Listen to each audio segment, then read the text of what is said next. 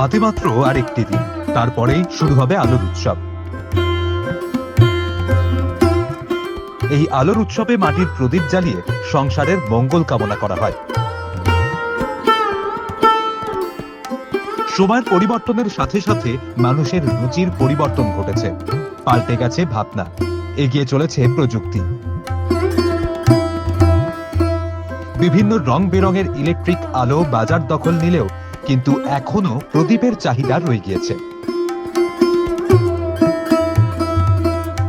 তাই নদিয়ার কল্যাণীর প্রদীপ শিল্পীরা নাওয়া খাওয়া ভুলে ব্যস্ত প্রদীপ তৈরির কাজে।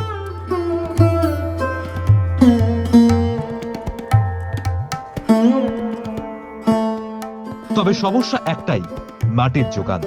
তাই বাজারে চাহিদা থাকলেও প্রদীপ তৈরি করে চাহিদা পূরণ করা সম্ভব হচ্ছে না, বলছেন এই প্রদীপ শিল্পীরা।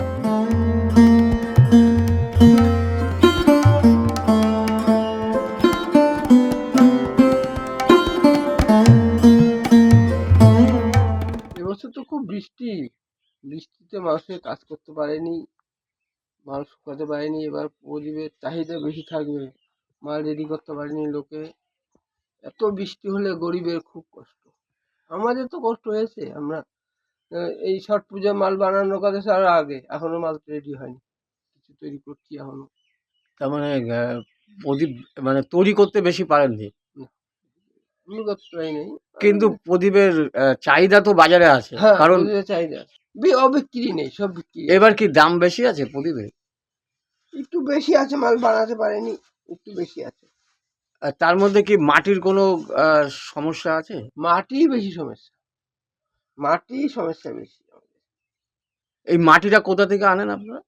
মাটি যেমন কদমতলা আছে, ডায়মন্ড হাবড়া আছে, নৈহাটিতে পাওয়া যায়। যেখানে পুকুর টুকুর কাটে তারা দিয়ে যায়, ক্যানিং থেকে আসে।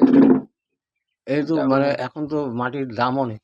হ্যাঁ, এক গাড়ি মাটির দাম 24,000, 18,000, চাকা বুঝা 10 চাকা 8 চাকা, এই যে চাকা দিলে আবার কিছু।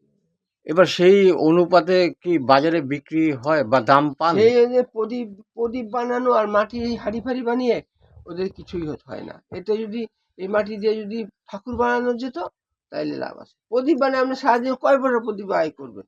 একটা বাজারে একটা লোক প্রদীপ বানালে কত পাবে? অন্য বাড়িতে আবার প্রদীপের দাম বেশি। এমনি কেমন কেমন হিসাবে বিক্রি হয় প্রদীপ? প্রদীপ 100 হিসেবে বিক্রি হয়। এখন কত যাচ্ছে এখন যাচ্ছে 80 টাকা, আগে কত ছিল? আগে ছিল 60 টাকা, 65 টাকা। তার মানে 20 টাকা বাড়লো এবছর।